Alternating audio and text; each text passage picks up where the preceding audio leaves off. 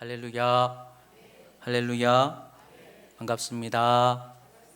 사랑합니다. 예배하는 가족들 환영하고 축복합니다.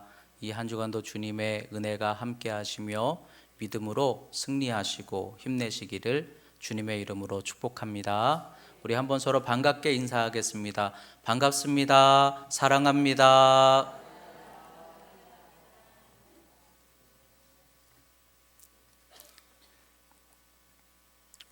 오늘은 민수기 두 번째 말씀으로 아론의 축복이라는 제목으로 하나님의 말씀 나누도록 하겠습니다. 오늘 민수기 주제는 축복입니다. 축복, 여러분 축복 좋아하시죠? 네, 축복 좋아하시는 줄 믿습니다.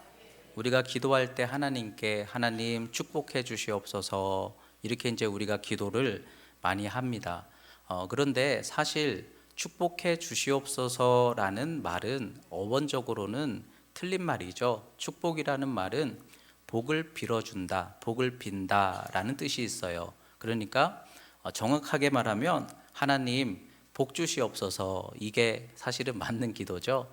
근데 우리들은 기도할 때 그냥 복 주시옵소서 하면 왠지 조금 허전하고 하나님 이왕이면 축복해 주시옵소서 이렇게 기도해야 뭔가 마음에 좀 더 힘이 나는 것 같은 우리들은 그런 심령을 갖고 있는 것 같아요. 근데 우리가 먼저 생각할 것은 하나님께 하나님 축복해 주시옵소서 이렇게 기도했어요. 그래서 하나님이 그래 내가 내게 복을 빌어주마 이렇게 하나님 반응하실까요? 하나님이 우리의 기도의 그 의도를 모르시지는 않으실 거예요. 그렇죠? 축복해 주시옵소서 하고 기도했을 때 하나님은 그래 내가 복 주마 이렇게 하나님은 응답하시겠죠.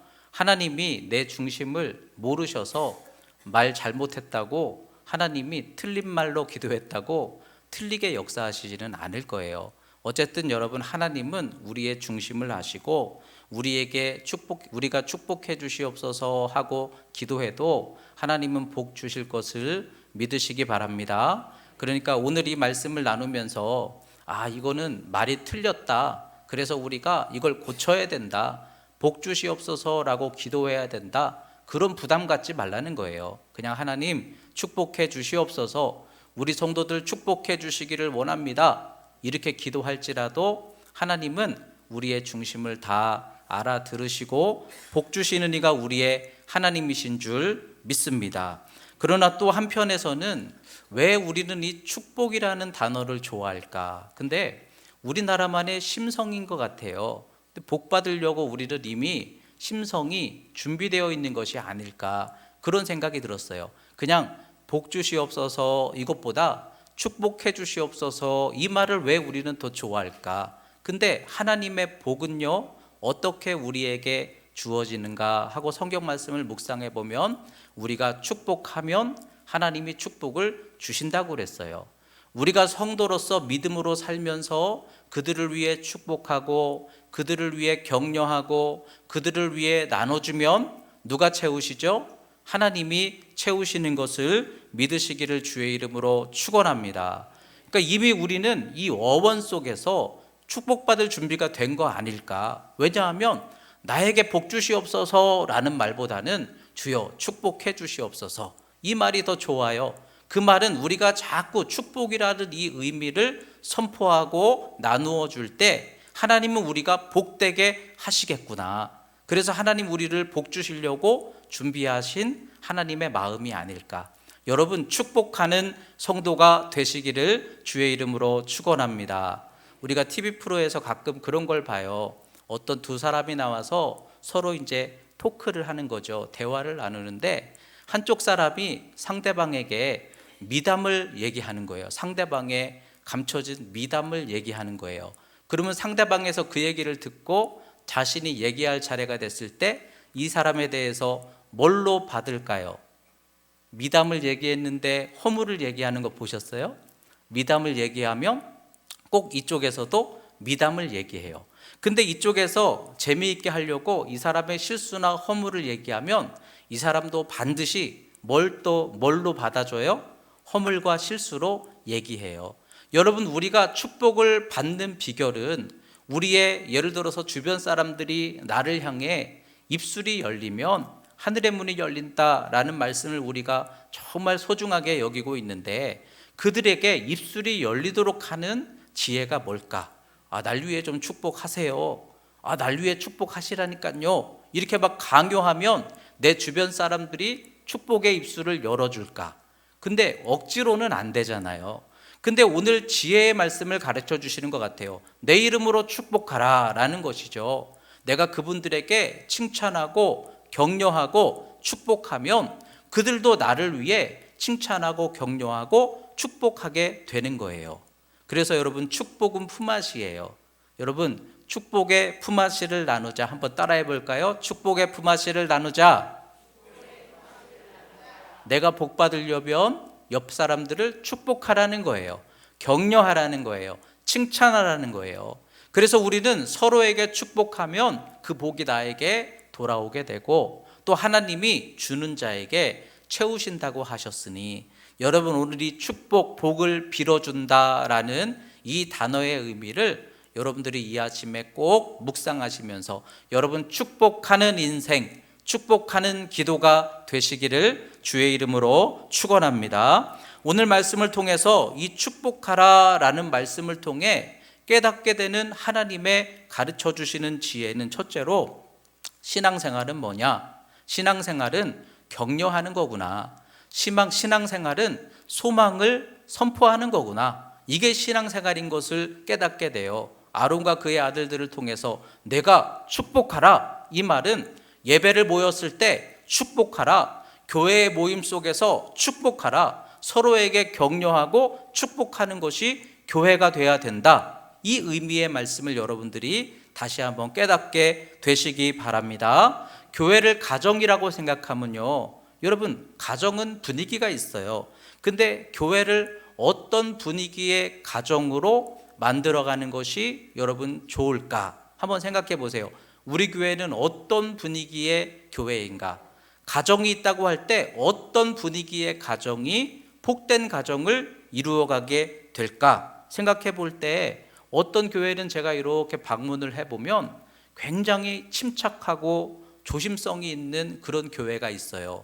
그런데 굉장히 침착하고 조심성이 있다라는 것은 그만큼 위축되어 있는 거가 될 수도 있어요.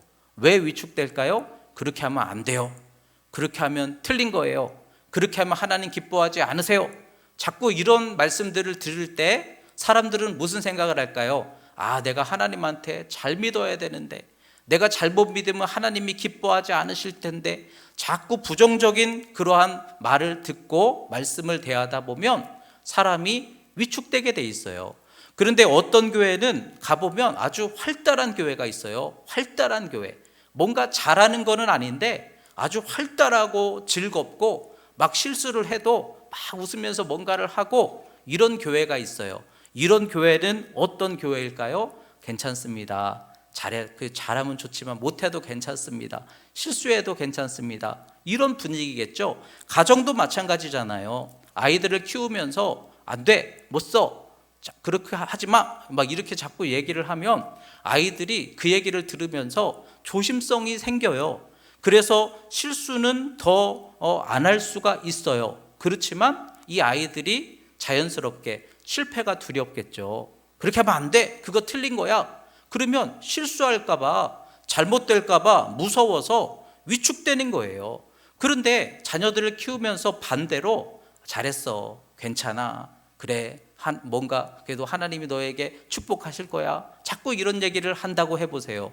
여러분 잘 아시는 얘기 있잖아요. 어떤 아이가 성적표를 받아왔는데 전부 다 양가인데 한 과목만 우예요. 그러면은 넌 어떻게 전부 다 양가니? 이렇게 얘기할 수도 있는데, 아들아, 너무 한 과목만 집중하여서 치중하지 말거라, 이렇게 얘기를 하면은 내가 그래도 요거는 잘하는구나, 그리고 격려를 받게 되는 것처럼, 여러분 똑같은 상황에서요, 어떤 사람은 위축될 수도 있고 어떤 사람은 자부심을 가질 수도 있는 거예요. 근데 위대한 위인들을 살펴보면 가정이 남달랐더라고요. 여러분들이 아시는 에디슨이라든지 아인슈타인이라든지 또는 빌 게이츠라든지 생각해 보세요. 어린 시절부터 너무 엉뚱한 거예요. 너무 엉뚱한 거예요. 그러면은 우리가 볼 때 아유 저거 좀 떨어지는 거 아니야? 이런 생각 들고 그렇게 하면 안 되는 거야 얘기할 수도 있지만 격려해 주는 거예요. 그래 잘했다 칭찬하는 거예요. 그래 잘했다 칭찬해 주는 거예요. 어떤 아이는 계속 막 물건을 분해하는 거죠. 자꾸 막 부시고 분해하고 막 이러니까 너 왜 자꾸 그거를 부시니? 할 수도 있는데 야 대단한데 그걸 어떻게 정확하게 다시 맞출 수가 있어? 뭐 이러면서 칭찬해 주니까 이 아이가 점점점 자존감 있게 자라서 나중에는 뭐 컴퓨터도 만들어내는 그런 인물이 되는 것처럼 여러분 우리가 자신감이나 위축되는 것은 타고나는 게 아니더라고요. 여러분 날 때부터 우리가 위축된 마음을 가지고 태어난 게 아니에요.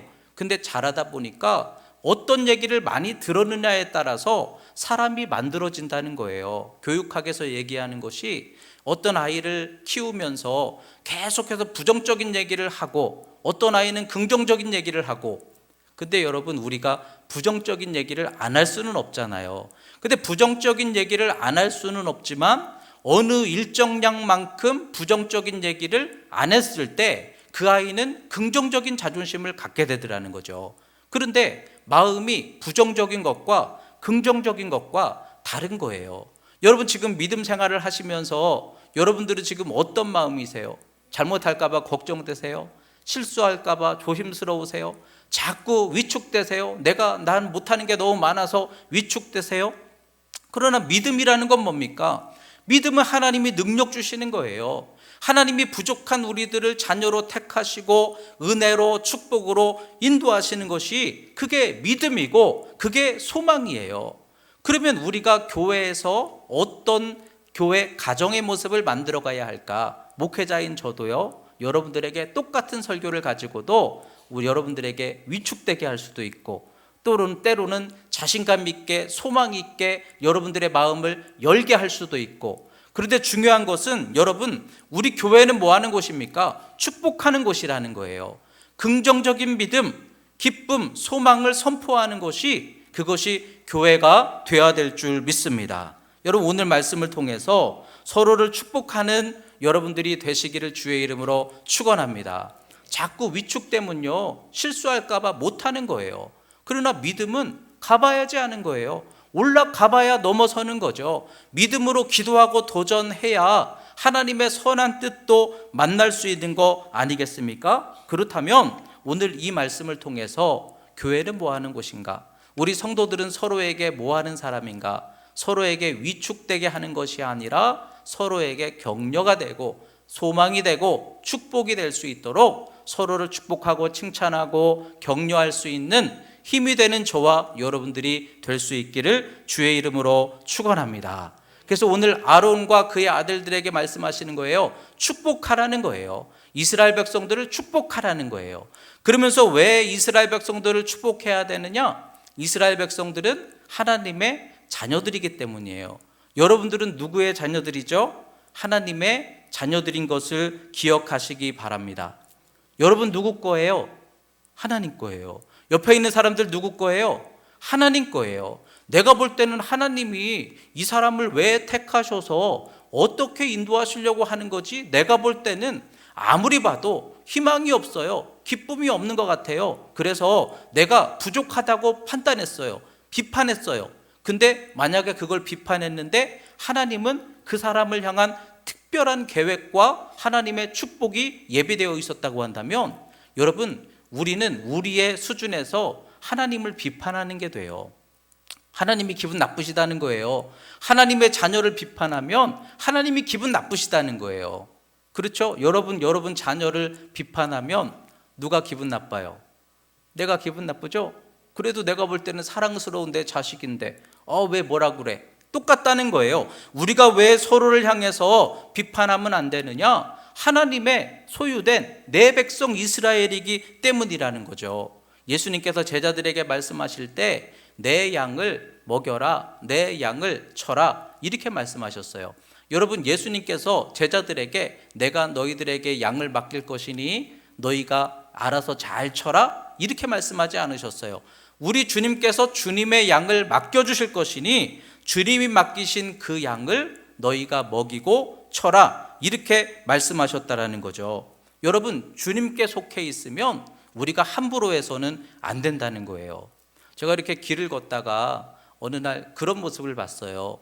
이렇게 이제 요즘에 강아지들을 산책을 하러 많이들 나오시더라고요. 그런데 이 강아지를 이렇게 데리고 가는데 오랜만에 밖에 나오니까 강아지가 얼마나 좋겠어요. 막 흙냄새 맡고 꽃냄새 맡고 막 이러면서 막 거기서 막 이렇게 즐겁게 하고 있는 거예요. 근데 이 강아지가 글쎄 그 흙냄새 맡고 즐거워하는 건 좋은데 길을 막았어요. 거기 이제 사람들이 지나가야 되는데 이 강아지가 거기에 딱 서가지고 혼자 즐기고 있는데 그 강아지 엄마라고 해야 돼요? 근데 그 강아지 엄마는 흐뭇하게 쳐다보고 있는 거예요. 근데 뒤에 사람들이 그 강아지 때문에 못 가요. 이렇게 쭉 밀려서는 거예요. 그러니까 어떤 여자분이 그 강아지를 이렇게 폴짝 넘어갔어요. 여러분, 그렇게 해도 돼요, 안 돼요? 되죠. 강아지인데 뭐 사람이 넘어가는 거지. 근데 그 엄마가요, 기분 나빠하더라고요. 그 넘어간 사람을 막 째려보면서 기분 나빠하더라고요. 여러분, 강아지도 이렇게 넘어가는 거를 강아지 엄마는 기분 나빠하는데, 여러분, 우리가 누구냐는 거예요. 내 백성 이스라엘이라는 거예요. 저와 여러분들은 하나님께 택함 받은 하나님의 자녀들이라는 거죠. 여러분, 우리가 왜 서로를 존중해야 되느냐? 하나님이 택하신 하나님의 자녀들이기 때문에. 그러니까 여러분, 우리는 서로를 존중하게 귀하게 여기면서도 우리가 해야 될 것은 서로를 위해서 축복하는 거예요. 축복하면 하나님이 기뻐하시고 또 하늘의 문이 열려지게 될 것을 믿게 되시기를 주의 이름으로 축원합니다.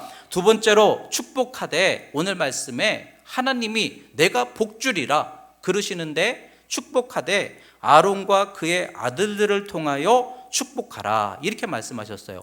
축복하는데 누가 축복해요? 아론과 그의 아들들, 제사장들이 축복하라 이렇게 말씀을 하시는 거예요.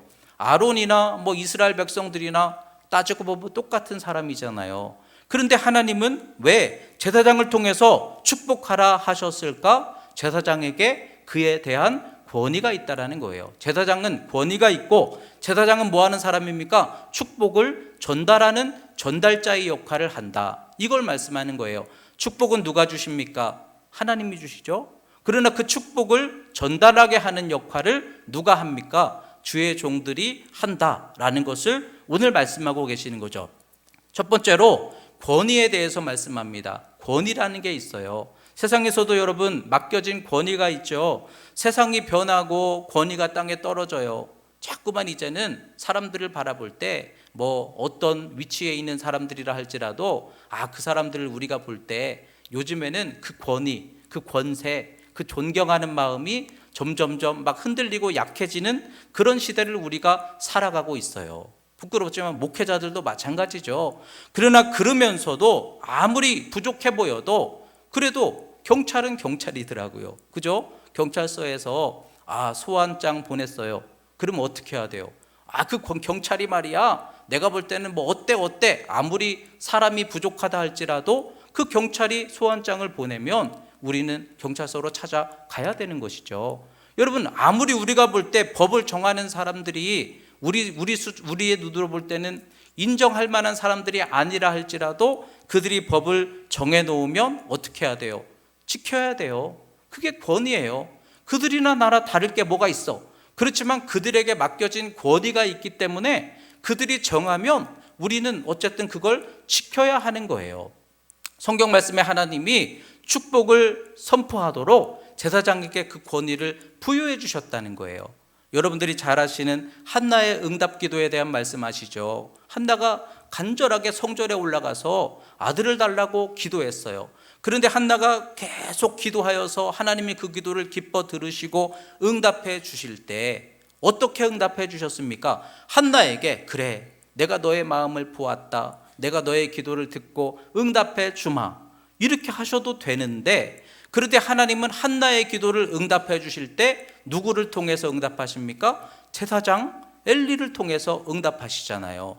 당시에 엘리는 어떤 사람입니까? 엘리는요, 영성이 어두웠던 사람이에요.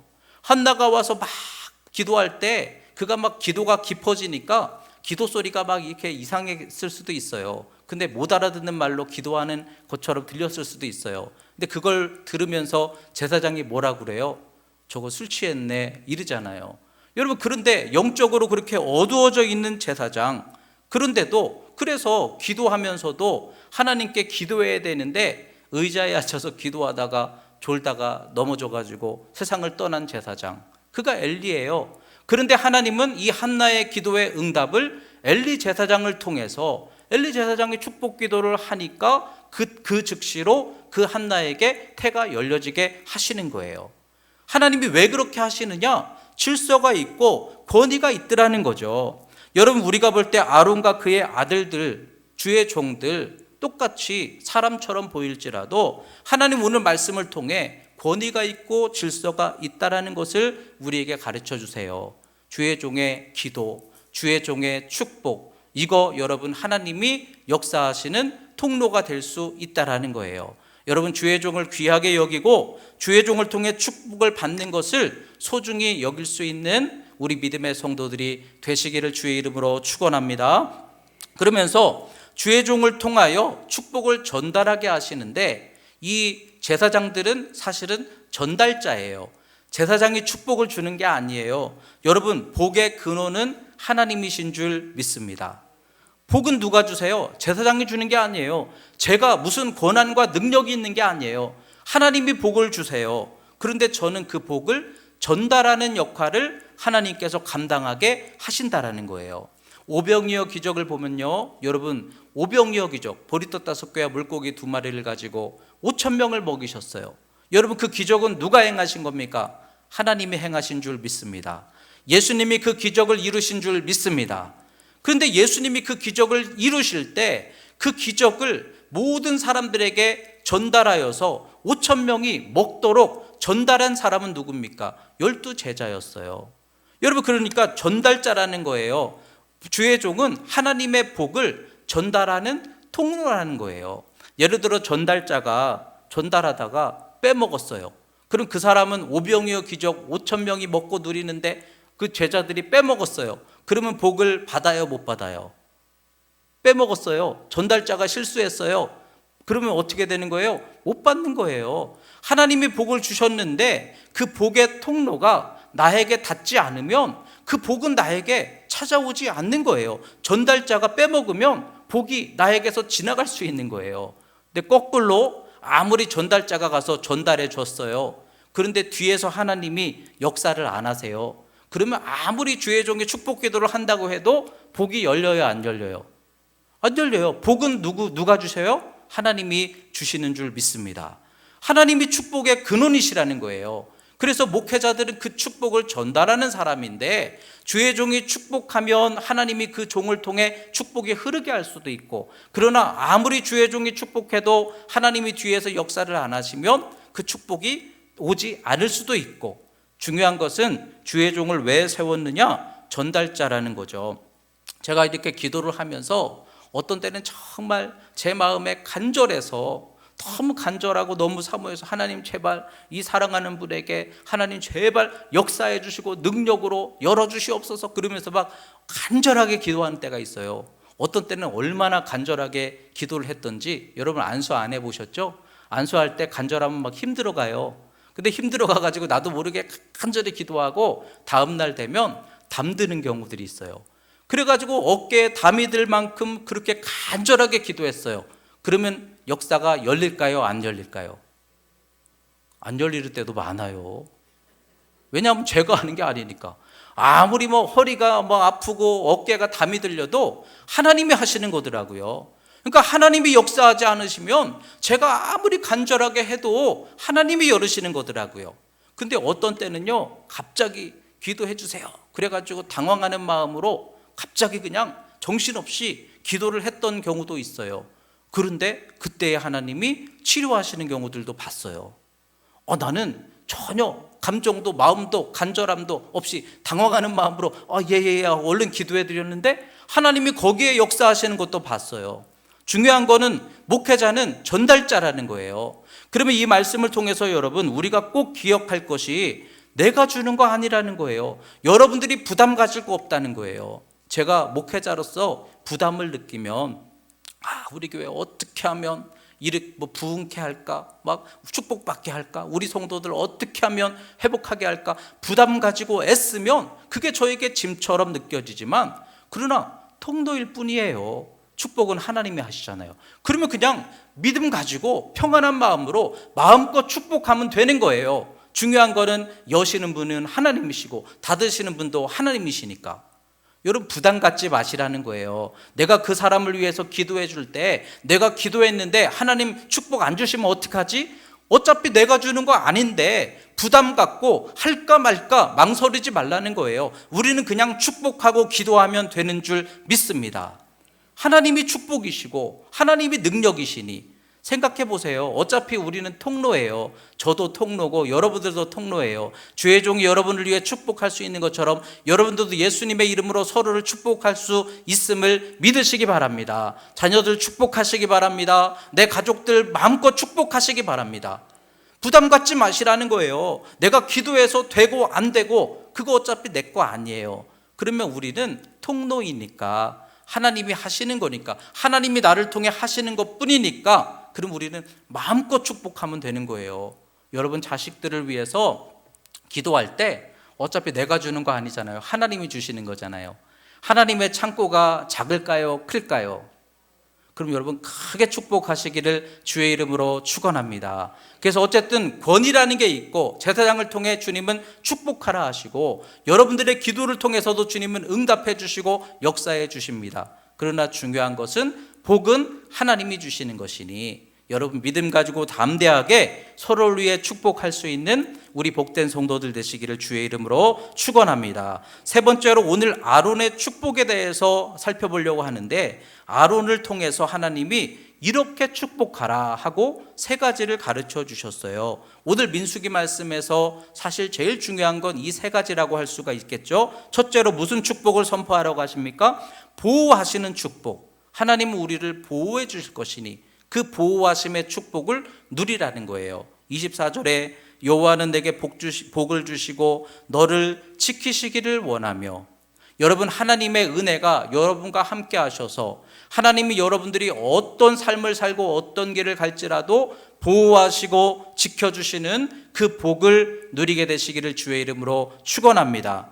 보호하신다라는 복이 뭘까? 하나님이 다 보호하셔서 다 하나님이 알아서 해주셔서, 그럼 우린 마마보이 되는 거잖아요. 하나님 해주세요. 하나님 해주세요. 근데 나는 아무것도 못해요. 하나님이 안 해주시면 아무것도 못해요. 하나님이 그걸 말씀하시는 건 아닐 거예요. 우리가 자녀를 키우면서도 자녀들을 사랑하지만, 다 해주고 싶지만, 그러면서도 자녀들을 양육하는 우리의 보호와 지키는 우리의 사랑 속에는 그들을 잘 양육하고 이끌어서 그들이 앞으로 더 건강하고 큰 인물이 되기를 바라는 것이 부모의 마음인 것처럼, 하나님이 우리를 지키신다, 보호해 주신다, 이 보호하심의 축복은 하나님이 우리의 영혼을 지키시면서도 우리의 길을 인도하셔서 이왕이면은 여러분들이 아주 복된 사람이 되기를 원하시는 하나님, 그 마음을 말씀하는 거죠. 여러분들이 지금 하나님의 은혜 속에 어떤 상황과 어떤 과정들을 만날지라도 하나님이 지켜주심을 믿으시기 바랍니다. 하나님의 선한 뜻이 있음을 믿으시기 바랍니다. 하나님은 우리를 보호하신다는 거예요. 얼마나 잘하나 보자 하고 지켜보시는 게 아니라 우리를 보호하시고 인도하시면서 우리를 복되게 이끌어주시는 분이 우리의 하나님이시라는 거예요. 사관 생도들에 대한 이야기를 들어본 적이 있어요. 훈련을 이제 마치게 되면 사관 생도들, 이제 장교들이 될 군인들이죠. 근데 그 지도자들이 이렇게 볼 때 훈련이 다 끝날 때쯤 되면 그 중에 앞으로 장성이 될 만한 사람, 아주 크게 쓰임 받을 만한 사람, 이런 사람들을 대충 이렇게 분류가 된다는 거예요. 아, 저 친구는 앞으로 아주 귀하게 쓰임을 받을 수가 있겠구나, 이렇게 딱 대충 분류가 된다는 거예요. 그러면 이제 그거를 그 사람들은 모르지만 지도자들이 모여서, 그러면 이 친구들을 앞으로 정말 훌륭하게 이렇게 준비하고 쓰임받게 하기 위해서 우리가 앞으로 어떻게 이 친구들을 관리할까, 이 친구들을 보호하고 지켜주고 훈련하고 어떻게 이끌어줄까? 그러면서 이제 그 지도자들이 서로 회의를 한다는 거예요. 그래서 우리가 볼 때는 실력 좋고 뛰어나면 좋은 부대로 가야 되잖아요. 편안한 부대로 가야 되잖아요. 그런데 지도자들이 될 만한 사람들을 미리 선별해서 어려운 부대로 보내거나 전방으로 보내거나 힘든 보직을 맡긴다라는 거죠. 그러면 그들이 생각할 때 나는 잘하고 있는데 왜 우리 지도자들은 자꾸만 나에게 이렇게 어려운 길로만 가게 할까? 하고 의문이 들지만 그래도 뛰어나니까 해낸다는 거죠. 훈련받고 준비되고 인정받고. 근데 왜 그렇게 하겠어요? 그들을 보호하고 지켜서 인도해서 더 큰 그릇이 되게 하려는 마음 때문이죠. 하나님이 우리를 보호하시고 지키신다라는 게 뭡니까? 여러분들이 아무것도 안 하도록 하나님이 다 하시겠다 그 얘기가 아니라 여러분들이 뛰어난 인물이 되고 여러분들이 축복을 감당할 수 있는 능력 있는 그릇이 되도록 하나님이 여러분들을 이끌어 가신다라는 거예요. 왜 내 삶 속에 그런 일들이 있는가? 그런 일들이 있었기 때문에 우리에게 그와 같은 준비가 되는 거예요. 믿음 생활을 하다 보면 저도 그런 경험들을 많이 경험해요. 옴짝달싹 못하게 하는 거예요. 왜 그렇게 하실까? 하나님 피할 길이라도 열어주시지 꼼짝없이 여기에서 왜 이렇게 되게 하실까? 그래서 기도하게 하시고 그래서 이겨내게 하시고 더 담대하게 하시고 올라가게 하시고 하나님의 사랑이더라는 거예요. 여러분, 축복을 주시는 게 중요해요? 축복을 감당하는 게 중요해요? 감당하는 게 중요해요. 감당 못할 축복을 받으면 그게 복이에요? 아니면 오히려 절망의 시작이 돼요? 절망의 시작이 돼요. 많은 사람들이 물질 좋아하지만 감당 못할 물질 주시면 그거 복이 안 될 수도 있는 거예요. 이스라엘 백성들이 가나안 땅을 정복해 들어갈 때 여러분, 가나안 땅 단번에 주시면 좋잖아요. 이스라엘이 요단강을 건너 여리고성 무너뜨리고 가나안의 모든 족속들을 몰아내고 그 땅을 모두가 다 차지하게 되었더라. 단번에 그렇게 하실 수도 있지만 하나님은 그 땅을 조금씩 감당해 나가게 하시는 거예요. 차지해 나가게 하시는 거예요. 왜 그렇게 하실까? 땅을 주시는 것보다 그 땅을 감당할 수 있는 실력을 준비하는 게 더 중요하기 때문에 이게 하나님의 지키시고 보호하심이라는 거예요. 여러분들에게 준비되게 하시고 여러분들에게 복되게 쓰임받게 하시는 하나님. 여러분, 하나님은요 나보다 나를 더 잘하십니다. 하나님은 여러분 자신이 나를 아는 것보다 여러분을 더 잘하시는 하나님이신 줄 믿습니다. 그래서 하나님이 나를 더 잘하시기 때문에 내게 뭐가 유익이 되는지를 하나님은 너무 아시는 거예요. 마가복음 말씀에 베드로가 예수님께 이렇게 얘기하죠. 나는 절대로 주님을 떠나지 않습니다. 주님께서 닭이 닭 울기 전에 내가 나를 3번 부인하리라. 에이 주님, 저는 절대로 그렇지 않습니다. 저는요 필요하면 목숨까지도 내어놓을 수 있습니다. 베드로가 그랬어요. 그러니까 옆에 있던 다른 제자들도 한 사람 한 사람 전부 다 예수님께 그렇게 고백했어요. 그 얘기를 듣고 예수님이 말이지만 참 흐뭇하다 이러셨어요. 그래, 네 얘기 듣고 내가 힘이 난다. 그래, 네 말대로 그러면은 너는 내 옆에서 함께 이 십자가를 감당하자. 예수님 그렇게 말씀 안 하세요. 그들이 아무리 장담하여도 예수님은 그들이 도망갈 거 이미 다 알고 계셔요. 그래서 예수님은 뭘 준비하십니까? 그들이 도망가고 그들이 예수님 부인하고 실패하고 낙심하였을 때 그 실패와 낙심을 어떻게 회복하고 단단해지고 믿음의 유익함이 되게 하실지 예수님은 그걸 준비해 놓으시잖아요. 그래서 갈릴리로 찾아가셔서 고기 구워 먹이시면서 회복시켜 주시잖아요. 예수님은 우리를 더 잘하시기 때문에 우리가 장담하는 것이 아니라 우리에게 가장 적절한 은혜로 인도하시는 분이 우리의 주님이시다는 거예요. 그러니까 여러분, 주님을 믿음으로 소망하시기를 주의 이름으로 축원합니다. 때로는 왜 이렇게 하시지? 왜 내게 이렇게 하시지? 아까 사관생도 얘기처럼 나 열심히 하는데, 나 실력 있는데 왜 자꾸 이상한 이런 상황을 주시지? 그러나 나를 지키시고 보호하시고 인도하시는 주님의 사랑이 있기 때문이다. 여러분, 오늘 이 말씀을 통해서 그 주님의 보호하심이 나와 함께 하시니 여러분 담대하게 되시기를 주의 이름으로 축원합니다. 두 번째로 얼굴을 비추사, 하나님의 얼굴을 비추어 주시는 게 축복이라는 거예요. 25절에 여호와는 그의 얼굴을 내게 비추사 은혜 베푸시기를 원하며. 여러분, 하나님이 우리에게 얼굴을 해같이 비추어 주시는데 왜 여러분들에게 은혜 주실까요? 왜 오늘도 성령으로 은혜 주실까요? 여러분들이 뭘 잘해서? 우리가 예수님한테 뭘 드려서? 우리는 아무런 공로가 없어요. 근데 왜 우리에게 은혜의 해 같은 얼굴을 비추어 주십니까? 단지 예수 믿는다라는 그 믿음 때문에, 자녀 삼아 주셨다라는 그 믿음 때문에. 여러분, 우리는 자녀이기 때문에 사랑받는 거예요. 그러나 하나님은 자녀들에게 얼굴을 항상 똑같이 해같이 비추어 주신다는 거예요. 여러분, 사람은요, 실망하면요 얼굴이 돌아서요. 얼굴이 돌아섰을 때 그 얼굴 다시 마주보게 되는 거 쉬워요, 어려워요? 어려워요. 근데 하나님이 우리를 바라보시면서 서운한 게 없으실까요? 섭섭하고 안타까운 게 없으실까요? 우리가 늘 고백하는 것처럼 또 넘어집니다. 또 부족합니다. 우리는 항상 주님 앞에 그런 모습이잖아요. 그럴 때 너 도대체 안 되겠어. 도무지 이건 안 되겠어. 하나님은 그렇게 하시는 게 아니라 우리들은 너무 부족함이 많이 있음에도 불구하고, 이스라엘 백성들 민수기 말씀해 보면은 이렇게 하나님이 축복하겠다, 하나님이 힘 주시는데도 그들은 기회만 있으면 불평하는 거예요. 그들은 기회만 있으면 주저앉는 거예요.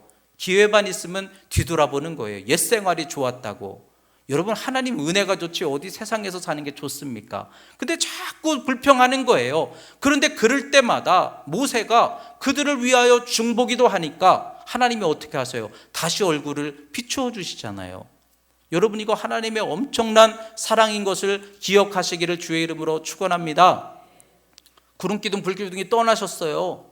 하나님의 은혜가 떠나셨어요. 그런데 모세가 하나님께 간절히 기도하니까 그 기둥을 다시 회복시켜 주시는 거예요.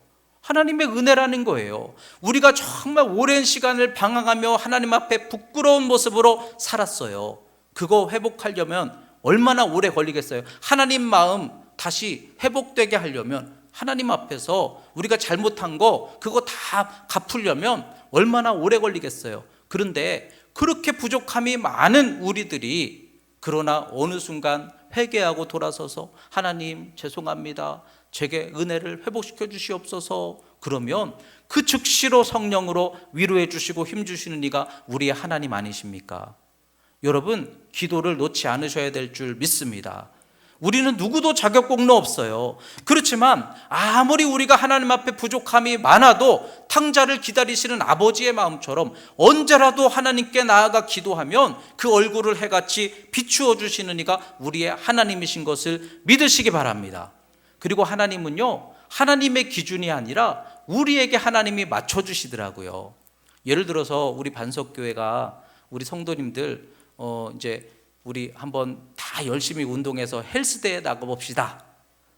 제가 만약에 그렇게 했어요. 그럼 여러분들 어떻게 해야 돼요? 그 헬스대에 나가기 위한 근육질의 몸으로 다 맞춰야 돼요. 그죠? 진짜로 열심히 운동하면 아마 전부 다 근육질이 될 거예요. 그 기준에 맞춰야만 하니까. 그리고 실제로 보면 아무리 뭐 살이 많으신 분들도 거기에 출전하려고 이렇게 마음먹은 사람들은 나중에 보면 진짜 다 근육으로 바뀌어 있더라고요.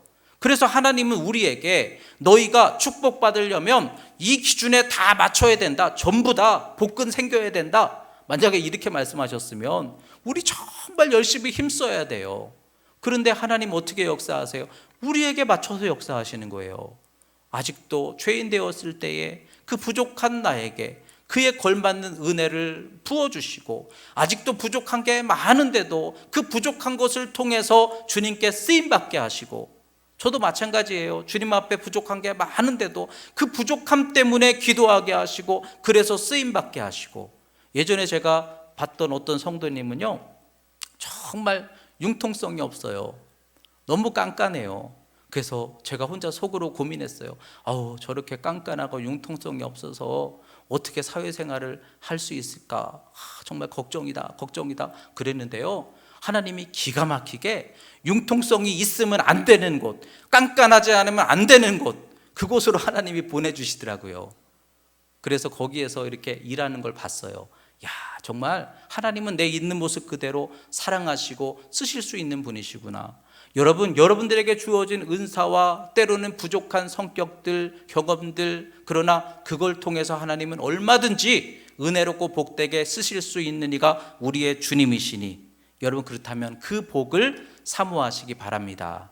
주님, 나는 늘 넘어집니다. 그래도 이 부족한 모습 이대로 사용해 주시옵소서. 그리고 그 모습 그대로 얼굴을 해같이 비추어 주시는 이가 우리 하나님의 사랑이고 구원인 것을 여러분 다시 소망하시고, 그래서 하나님께 담대히 기도하며 나아가게 되시기를 주의 이름으로 축복합니다. 마지막으로 평강 주시기를 원하신다. 샬롬의 축복이죠. 26절에 보면은 여호와는 그 얼굴을 내게로 향하여 드사 평강 주시기를 원하노라 할지니라 하라. 평강, 샬롬이에요. 근데 여러분, 이스라엘 사람들이 인사할 때 샬롬, 평강, 그래서 평강이라는 말이, 샬롬이라는 말이 문제가 없다, 두려움이 없다, 시험이 없다, 그걸 말하는 걸까요? 아닙니다. 이스라엘은요, 끊임없이 주변의 이방 나라들의 시험 속에 있어요. 끊임없이 이스라엘도 하나님의 섭리 속에서 훈련과 메마름과 고난의 과정들을 지나왔어요. 그렇지만 샬롬이라는 것은 그걸 믿음으로 눌러놓은 상태의 샬롬이에요. 시험이 있지만 예수님이 나와 함께 하심으로 나는 평안합니다. 고난이 있지만 예수님이 나와 함께 하심으로 나는 평안합니다. 안전합니다. 이 고백을 붙들고 있는 샬롬이에요. 여러분, 이와 같은 평안이 여러분들에게도 임하게 되시기를 주의 이름으로 축원합니다. 시험과 두려움이 있을 때 불안하고 좌절하면 이 과정을 뚫고 가지 못하는 거예요. 그러나 이걸 뚫고 감당하려면 우리는 믿음으로 굳게 서서 내 두려운 마음을 믿음으로 눌러버리고 그래도 믿음을 향한, 주님을 향한 평강을 누려야 되는 거예요. 이게 이기는 과정이 되는 거예요. 여러분, 샬롬이라는 말은 문제가 없다, 두려움이 없다가 아니라 믿음으로 평안을 이루어 간다라는 믿음의 샬롬이에요. 요즘에 제가 이순신 장군에 대해서 너무 관심이 생기고 막 팬이 돼가고 있는데, 근데 여러분, 이순신 장군 하면은 늠름한 모습, 아주 막 위대한 영웅의 모습이죠. 그분은 한 번도 실패도 안 할 것 같고 막 대단한 아주 특별한 인물이었을 것 같잖아요. 근데 이순신 장군이 사실은요, 굉장히 감성적이었대요. 더 달빛을 보면서 눈물 흘리고 별빛을 보면서 마음이 흔들리고 여린 마음을 갖고 있었다는 거예요. 그리고 그도 두려움이 많았대요. 그래서 일본과의 그 수많은 전쟁 속에서 얼마나 스트레스를 받았든지 그는 일생 동안 만성 위염에 시달렸대요. 밥을 먹어도 소화가 안 되고 그만큼 그도 여리고 스트레스를 받았던 거예요. 그러면서도 그는 항상 원칙이 있었어요. 승리는 내가 붙들어 열어간다. 두렵고 때로는 불가능한 싸움을 만나지만 그러나 그 속에서도 나는 승리를 내가 열어간다. 내 손에서 승리를 시작한다. 삼도수군 통제사가 모여있는 곳에 그 회의하는 곳의 이름이 제승당이래요. 그 제승당이라는 뜻은 무기가 있는 곳, 뭐 회의하는 곳, 뭐 이런 뜻도 있지만 이순신 장군이 그 제승당이라는 의미를 특별하게 부여했대요. 승리를 제조하는 곳, 승리를 만들어가는 곳. 그래서 이순신 장군 싸움 아시죠? 왜군들이 아무리 앞에서 막 수많은 상황들을 만들어도 꿈쩍 안 해요. 언제까지 꿈쩍 안 해요? 자기가 계획한 그 계획대로 그들이 들어올 때까지는 꿈쩍 안 했어요. 결국은 자기의 계획, 자기의 승리에 어떤 그런 청사진에 그들이 들어와서 승리를 이루어가게끔 끝까지. 그래서 이순신 장군 잘 아시죠? 가벼이 움직이지 마라. 가벼이 움직이지 마라. 내 승리가, 내가 계획한, 내가 소망하는 그 승리가 시작될 때까지 절대로 가벼이 움직이지 마라. 여러분, 이게 믿음 아닐까요? 믿음이라는 게 뭡니까? 믿음이라는 것은 두려움이 없어서, 문제가 없어서 그 평안이 아니라는 거예요. 우리도 얼마든지 문제가 있어요. 저도 마찬가지예요. 두려움이 있어요. 요즘 코로나 상황을 겪으면서 저도요, 고민이 많아요. 저도 어떤 때는 불안해요. 저도 어떤 때는 약하고 두려워요. 그렇지만 그러면서도 하나님이 계시잖아요. 하나님이 하실 때까지는 그래도 내 이 믿음의 평안을 지켜야지. 내가 먼저 가벼이 움직여서 하나님이 역사하시고 하나님이 도와주신다라는 그 은혜를 놓치고 내가 가벼이 움직이는 게 아니라 그래도 믿음을 지켜야지, 평강을 누려야지, 기도해야지, 주님을 붙들어야지, 주님이 하실 때까지. 여러분, 그 믿음으로 말미암는 평안이죠. 주님이 역사하실 것을 바라보는 소망이죠. 그런데 이 소망을 바라보면서 여러분, 우리가 평안을 누릴 수 있다는 거예요. 분명히 무책임하라 그 얘기가 아니에요. 우리도 다 두려움이 있고 걱정이 있어요. 그러면서도 우리는 평강을 누릴 수 있다는 거예요. 왜? 하나님 때문에. 그래도 하나님이 계시잖아요. 여러분, 이 코로나19 어떻게 될까? 우리나라 혈장 치료제가 이제 나올 수도 있다. 올해 안에 뭔가 가능성도 있다. 이런 얘기를 나오지만 여러분, 우리가 그것만 바라볼 수는 없어요. 그러나 그럼에도 우리가 기도하고 그래도 힘을 낼 수 있는 이유는 주님이 계시잖아요. 여러분, 주님이 계시잖아요. 승리를 내가 붙들어 열어가야죠. 그들이 하는 것대로 내가 요동하고 끌려가는 게 아니라 아무리 수많은 시험 권세가 우리를 흔들지라도 나는 가벼이 움직이지 않고 내가 기대하고 있는 예수님의 역사, 성령의 은혜가 우리를 이끌어 주실 때까지는 나는 그 승리를 바라보면서 안전하게 믿음으로 굳게 서는 거죠. 이게 믿는 자의 평안이라는 거예요. 여러분, 하나님 계십니다. 주님이 도와주실 것입니다. 기도합시다. 성령을 의지합시다. 가만히 있어서 되는 게 아니잖아요. 기도와 간구로 하나님께 나아가라. 간구는 못해도 기도는 해야 되는 거예요. 주님을 붙잡아야 되는 거예요. 성령 안에 속해야 되는 거예요. 그래서 평안을 누리자는 거죠. 두려움과 걱정은 있으나 그래도 예수님 때문에 나는 흔들리지 않는 샬롬의 평안을 붙잡고 있을 때, 그럴 때 승리가 이 믿음을 통해서 시작되리라. 그것이 우리가 누릴 수 있는 축복이라는 거예요. 오늘 말씀을 통해서 저와 여러분들이 그와 같은 은혜를 이루어 가야 될 줄 믿습니다. 말씀을 정리합니다. 여러분, 우리가 서로를 축복합시다.